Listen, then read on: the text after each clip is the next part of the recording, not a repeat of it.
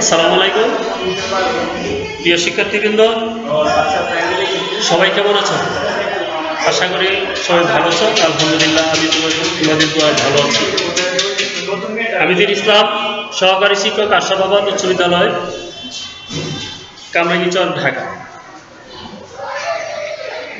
প্রিয় শিক্ষার্থীবৃন্দ, তোমরা সবাই জানো যে বর্তমান যেই পরিস্থিতিটা বা সময়টা যাচ্ছে, এটা মোটেও শুভকর নয়। তোমাদের জন্য অনেকটাই, শুধুমাত্র তোমাদের জন্য না, সারা বিশ্ববাসীর জন্য একটি আতঙ্ক শুরু। বর্তমান কোভিড-19 করোনা ভাইরাসের জন্য আমরা সবাই জানি মার্চ মাস থেকে শিক্ষা প্রতিষ্ঠান বাংলাদেশে বন্ধ রয়েছে। আর যেই কারণে সকল ছাত্রছাত্রীরা এবং শিক্ষকবৃন্দরা সবাই পাঠদান থেকে এবং পাঠ গ্রহণ থেকে সবাই বিরত ছিলাম। শেষ পর্যন্ত আমাদের সরকার একটি ভালো উদ্যোগ নিয়েছে, যে অনলাইন ক্লাসের একটা ব্যবস্থা করেছে, যে কারণে কি আমরা তোমাদেরকে পাঠদান দিতে পারছি। আর পাশাপাশি তোমরাও কি সহজেই আমাদের পাঠদানগুলো তোমরা সহজে নিতে পারছো। এতে করে আমাদের মাধ্যমে একটি বই এবং শিক্ষক ছাত্রছাত্রীর মধ্যে একটি পড়াশোনার মাধ্যমে একটি সম্পর্ক তৈরি হয়েছে। আর এতদিন আমরা বই থেকে বিরত ছিলাম। তো প্রিয় শিক্ষার্থীবৃন্দ, আমরা সবাই জানি বর্তমান সময়টি অনেক আতঙ্কের। আমাদের প্রাণনাশের হুমকি রয়েছে করোনা ভাইরাসের কারণে, যে কারণে আমরা শিক্ষা প্রতিষ্ঠান থেকে দূরে রয়েছি। আর যার মাধ্যমটি আমরা সবচেয়ে একটি ভালো উত্তম পন্থা অনলাইন ক্লাস ব্যবস্থা করা হয়েছে। তো এটা ব্যতি রেখে আমরা যারা এখন পর্যন্ত আমরা দেখি যে রাস্তাঘাট আশেপাশে অনেকেই আমরা স্বাস্থ্যবিধির নিয়ম না মেনেই আমরা বাইরে ঘোরাফেরা করি অযথা কোনো কারণ ছাড়াই। তো আমি তোমাদেরকে বলবো, কোভিড-19 করোনা ভাইরাস এটি খুব বিপজ্জনক একটি ভাইরাস। এটা শুধু আমাদের বাংলাদেশ নয়, গোটা বিশ্বে এটি মহামারী আকার ধারণ করেছে। আর এটা যে কবে শেষ হবে আল্লাহ ছাড়া আর কেউ জানে না। এই মুহূর্তে তোমরা অবশ্যই তোমাদের স্বাস্থ্যের প্রতি খেয়াল রাখবে, স্বাস্থ্য বিধিবিধান মেনে চলবে। আর প্রয়োজন ছাড়া তোমরা কখনো বাইরে বের হবে না। আর যখনই বের হবে অবশ্যই তোমাদের স্বাস্থ্যবিধি কিছু নিয়ম আছে, মাস্ক, হ্যান্ড গ্লাভস অবশ্যই তোমরা ব্যবহার করবে। পাশাপাশি যেখানে দেখবে তোমরা বেশি জনগণের সম্ভাবনা বেশি, এখান থেকে অবশ্যই তোমরা অ্যাভয়েড করে চলবে। আর বাসায় অবশ্যই অনলাইন ক্লাসের মাধ্যমে তোমাদের বর্তমান সরকার তোমাদের মাধ্যমিক একটি সিলেবাস করা হয়েছে। অ্যাসাইনমেন্টের মাধ্যমে তোমাদেরকে পরবর্তী ক্লাসে পরিবর্তন করার জন্য একটি ব্যবস্থা গ্রহণ করেছেন। এটা অবশ্যই তোমাদের জন্য অনেক ভালো একটি সংবাদ। তো প্রিয় শিক্ষার্থীবৃন্দ, সবশেষে বলবো, তোমরা অবশ্যই স্বাস্থ্যের প্রতি খেয়াল রাখবে, অবশ্যই স্বাস্থ্যবিধি মেনে চলবে। তো শিক্ষার্থীবৃন্দ, আমরা আজকে একটি অষ্টম শ্রেণীর বাংলাদেশের বিশ্ব পরিচয়ের 10ম অধ্যায় বাংলাদেশের সামাজিক সমস্যা, বাংলাদেশের সামাজিক সমস্যা নিয়ে আমরা আজকে যে বিষয়টা টপিকসটা আমরা আলোচনা করব, বাংলাদেশের সামাজিক সমস্যা। প্রথমত আমরা জানবো বাংলাদেশের সামাজিক সমস্যা বলতে আমরা কি বুঝি। তো সামাজিক সমস্যার মধ্যে অনেক সমস্যায় রয়েছে। জনসংখ্যা সমস্যা এটা মেন সমস্যা। তো আজকে আমাদের সামাজিক সমস্যার মধ্যে একটি অধ্যায় রয়েছে, যেমন কিশোর অপরাধ। চলো, কিশোর অপরাধ। তা আমরা প্রথমে বুঝবো কিশোর অপরাধ কি। কিশোর অপরাধ কি? কিশোর অপরাধ আমরা জানি, কিশোর বলতে বোঝায় বাংলাদেশের নিয়ম অনুযায়ী 7 বছর থেকে 16 বছর। 7 বছর থেকে 16 বছরের মধ্যে ছেলেমেয়েরা যে অপরাধগুলো করে বা ছেলে মেয়েদের মাধ্যমে যে অপরাধগুলো সংগঠিত হয়, এটা কি কিশোর অপরাধ। তো আমাদের শুধু আমাদের সমাজ নয়, আমাদের সমাজ, আমাদের পরিবার, আমাদের দেশ, আমাদের জাতি এই কিশোর অপরাধের উপর নির্ভর করে আমাদের জাতি গঠন হয়। যদি এই কিশোর অপরাধ যদি থমকে না দেওয়া যায়, থামানো না যায়, আর কিশোর অপরাধের প্রবণতা যদি দিন দিন বৃদ্ধি পায়, তাহলে আমাদের দেশ এবং জাতির হুমকি শুরু হবে। তো আমরা জানি কিশোর অপরাধগুলো কোন ধরনের হয়ে থাকে।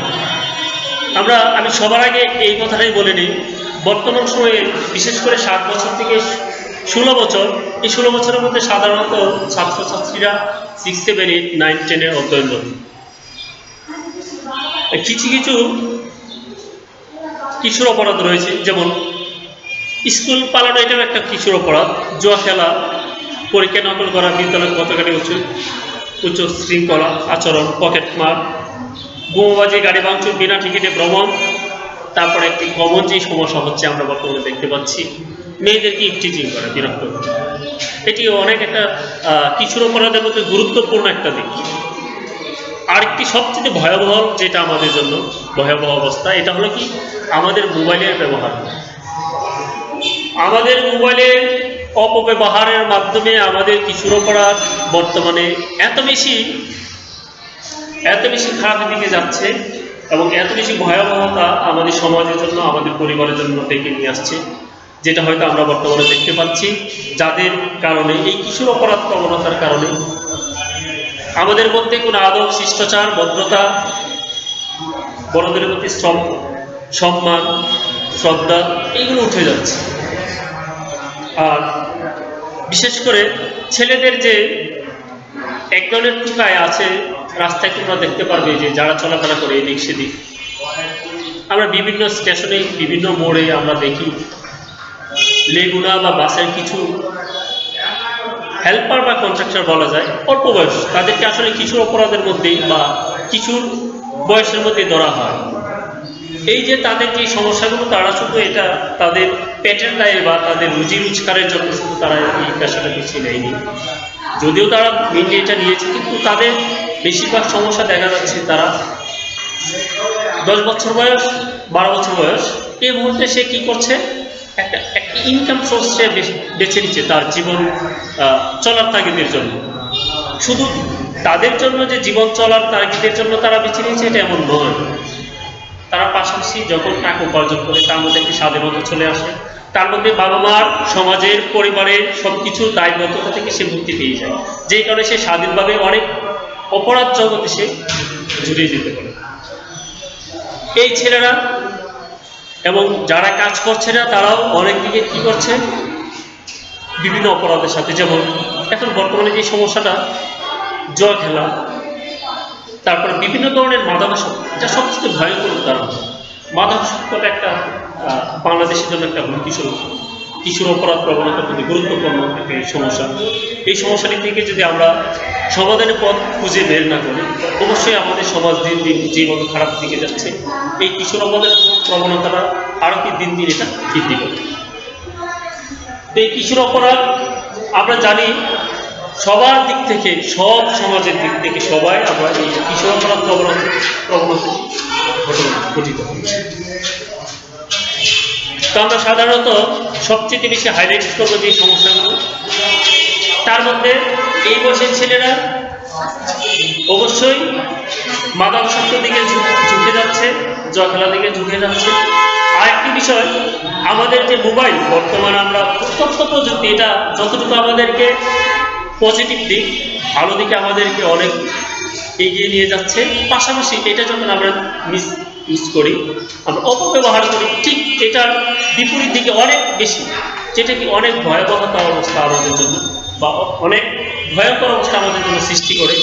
এই যে ফোনের মাধ্যমে আমরা নেট ব্যবহার করি, আমাদের এই ছেলেমেয়েরা কিশোর অপরাধের মধ্যে এই 7 থেকে 16 বছর বয়সের মধ্যে তার এই মোবাইলের দিকে ধাবিত হয়ে তারা অনেক খারাপ কাজে, বিশেষ করে মেয়েদের দিকে উত্ত্যক্ত বা মেয়েদেরকে চিট করা, এমনকি তারা খুন খারাপি থেকে শুরু করে এমন কোনো কাজ তাদের হাতে নেই যেটা করতে পারে। এই মোবাইলটা ব্যবহারের মাধ্যমে কিশোর অপরাধটা অনেক বেশি হয়ে যাচ্ছে। আর মদ খাওয়া, জুয়া খেলা, অনেক কিছু, এটা থেকে অনেক আমাদের পরিত্রাণ পাওয়া প্রয়োজন। তো এই কিশোর অপরাধের জন্য দায়ী আমাদের পরিবার, প্রথমত আমাদের পরিবার দায়ী, মা বাবা, তারপর সমাজ, তারপরে জাতি গোষ্ঠী, আমাদের দেশ। এই কারণে হয়তো আমাদের কিশোর অপরাধে বারবার ঘটা হচ্ছে। তো এই কিশোর অপরাধ আমরা বুঝতে পেরেছি 7 থেকে 16 বছর, এই সময়টি খুবই গুরুত্বপূর্ণ। এই সময়টি যে সন্তান, যে ছেলে মেয়ে সঠিকভাবে পরিচালিত হবে, অবশ্যই সে পরিবারের জন্য, সমাজের জন্য, জাতির জন্য, দেশের জন্য উপকার আসবে। আর এই কিশোর অপরাধের কারণ সম্পর্কে আমরা জানতে পারলাম যে দিকগুলি, এই দিকগুলির কারণে আমরা সাধারণত কিশোর অপরাধ আমাদের সমাজে, আমাদের দেশে ঘটিত হচ্ছে। এখন আমরা জানবো কিশোর অপরাধ প্রতিরোধের উপায়। কিশোর অপরাধ প্রতিরোধের উপায় আমরা জানি, যেখানে সমস্যা রয়েছে অবশ্যই সেখানে সমাধান ব্যবস্থা আছে। তো আমরা প্রথমে বলে নিব এই কিশোর অপরাধ প্রতিরোধের উপায় হচ্ছে প্রথমত অভিভাবক। একটি কিশোর, একটি কিশোরী, অবশ্যই তার মা বাবা রয়েছে, তার গার্ডিয়ান রয়েছে। এই অভিভাবক এই পারে প্রথমত এই কিশোর অপরাধ থেকে, কিশোর অপরাধের প্রতিরোধের উপায় হিসেবে কাজ করার জন্য একটি সন্তান যখন তার জন্মগ্রহণের পর 6 বছর পর্যন্ত সে ভালো মতো বোঝার মতো তার ধারণ ক্ষমতা এতটা বেশি থাকে না। আর যখনই 6 বছর পর থেকে সে স্কুলমুখী না করে, আমাদের দেশের মা বাবারা, গার্ডিয়ানরা যখন এই সন্তানকে সঠিকভাবে পরিচালিত না করে, স্কুলের দিকে না দিয়ে যখন স্কুল থেকে যখন অন্যদিকে চলতে বাধ্য করে, তখন ছেলে মেয়েটি অটোমেটিক্যালি তারা একটি পথ বেছে নেয়, যে পথটা পরিবারের জন্য, সমাজের জন্য শুভকর নয়। তা আমরা প্রথমত কিশোর অপরাধ প্রতিরোধের উপায়ের মাধ্যমে আমরা অবশ্যই জেনে নিব মা বাবার সচেতনতা এবং গুরুদায়িত্ব। মা বাবার সচেতনতা এবং দায়িত্ব। একটি সন্তানকে যখন রাত্রে ঘুমানোর পর থেকে সকাল বেলায় ওঠানোর পর মা বাবা যখন এই সন্তানকে ঘুম থেকে ওঠানোর পরে ফ্রেশ করে দিয়ে তাকে যখন স্কুলের জন্য রেডি করে দিবি, আর স্কুল থেকে যখন আবার বাসায় ফিরবে আবার তার মা বাবার অধীনে চলে যাবে, আর স্কুলে যখন থাকবে অবশ্যই শিক্ষক শিক্ষিকাদের অধীনে থাকবে। আর সেই সময় সে কখনো এই সুযোগটি পাবে না একটি অপরাধ করার মতো। তো যখন এই একটি সন্তান একটি কিশোর বয়সে যখন পড়াশোনা না করে অন্যদিকে ধাবিত হয়, মা বাবার সচেতনতার ঘাটতি থাকে, মা বাবার দায়িত্ব থেকে সন্তানকে দূরে ঠেলে দেয়, তখন সেই সন্তানটি বাধ্য হয়ে পরিবেশের সাথে, সমাজের সাথে মিশে গিয়ে সে অনেক খারাপ কাজের দিকে লিপ্ত হয়, যেই কারণে অপরাধগুলো গঠিত হচ্ছে। তো আমাদের মা বাবার, আমাদের সমাজের পুরো দায়িত্ব থাকবে, অবশ্যই দায়িত্ব থাকবে যার যার সন্তানকে নিজ নিজ দায়িত্বে স্কুলে পাঠানো। আর স্কুলে যখন পাঠাবো অবশ্যই সন্তানরা, এই ছেলেমেয়েরা কখনোই কিশোর অপরাধের দিকে ঝুঁকে যাবে না। তো আমাদের আরও কিছু বিষয় থাকে। এই কিশোর অপরাধের জন্য মা বাবা অর্থনৈতিক সমস্যা অনেকটা দায়িত্ব।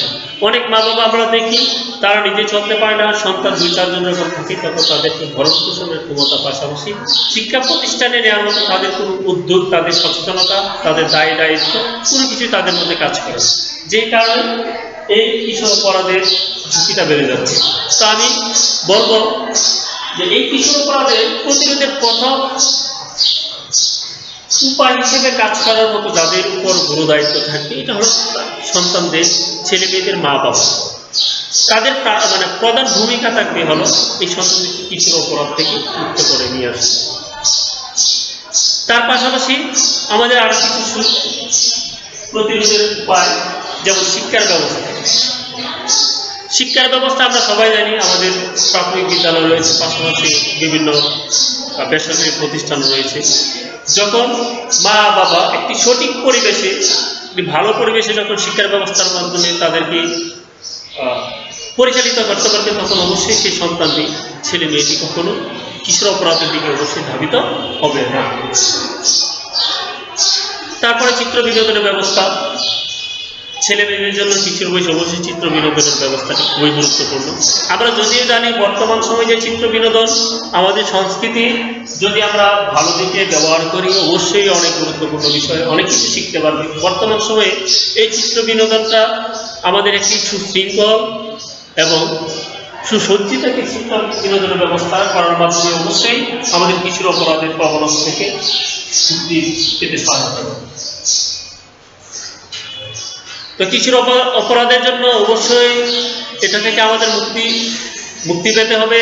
আমাদের সবার দায়িত্ব থাকবে, মা বাবার দায়িত্ব থাকবে, আমাদের শিক্ষকদের দায়িত্ব রয়েছে বটে, পাশাপাশি আমাদের পরিবার, আমাদের সমাজ, আমাদের গুরুজন যারা রয়েছেন, আমাদের মুরব্বী শ্রদ্ধার সাথে তারা সর্বদাই অবশ্যই আশেপাশের যে কিশোর অপরাধ প্রবণতা, এটা আমাদের সমাজের গণ্যমান্য ব্যক্তিবর্গের অবশ্যই সচেতনতা হওয়া লাগে, এছাড়া কোনো বিকল্প রাস্তা নেই।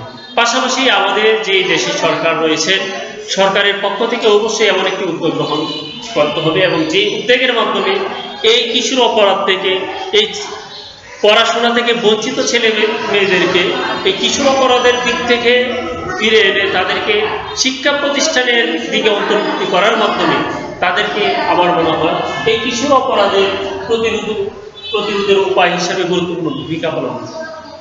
আমরা যদি আমাদের কিশোর অপরাধকে আমাদের মুক্তি করে যদি আমরা এটি একটি সুসংগঠিত হিসাবে তাদেরকে একটি শিক্ষামুখী প্রতিষ্ঠানের দিকে বা শিক্ষার দিকে যদি আমরা তাদেরকে নিয়ে আসতে পারি, অবশ্যই তাদের জন্য আমাদের সমাজ, আমাদের পরিবার, আমাদের দেশ অনেক উপকৃত হবে।